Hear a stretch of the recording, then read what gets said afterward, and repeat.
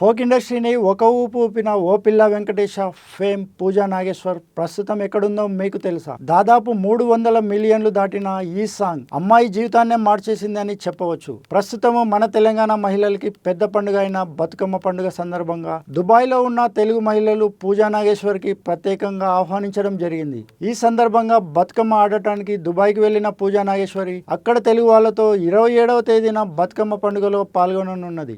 Dubai నుండి వచ్చిన తర్వాత పూజా నాగేశ్వర్ 2 పెద్ద సినిమా బ్యానర్లపై సంతకం చేయనున్నట్టు విశ్వసనీయ వర్గాలు తెలియజేశాయి. తాను దుబాయ్ ట్రిప్ తర్వాత ఫోక్ సాంగ్స్కి కొంచెం గ్యాప్ ఇస్తూ ఇక సినిమాలపై దృష్టి సారించాలని నిర్ణయం తీసుకున్నట్టు తెలిసింది. దాదాపు 16 దేశాలను మన తెలుగు పాటతో ఫోక్ డ్యాన్స్తో ఉర్రూతలూగించిన పూజా నాగేశ్వర్ ప్రస్తుతం ఓ పిల్ల వెంకటేశ పాటను మన భారతదేశంలో హిందీ, మలయాళం, తమిళ్ వీటితో సహా అన్ని భాషలతో అనువదించడానికి కాపీ రైట్స్ ను సొంతం చేసుకుంటున్నారు. ఇంతటి క్రేజ్ ఇచ్చిన పూజా నాగేశ్వర్ కు భవిష్యత్తులో ఈ అందాల భామ వెండి తెరపై కూడా ఒక ఊపు ఊపుతుందని నెటిజన్లు సంతోషాన్ని వ్యక్తపరుస్తున్నారు.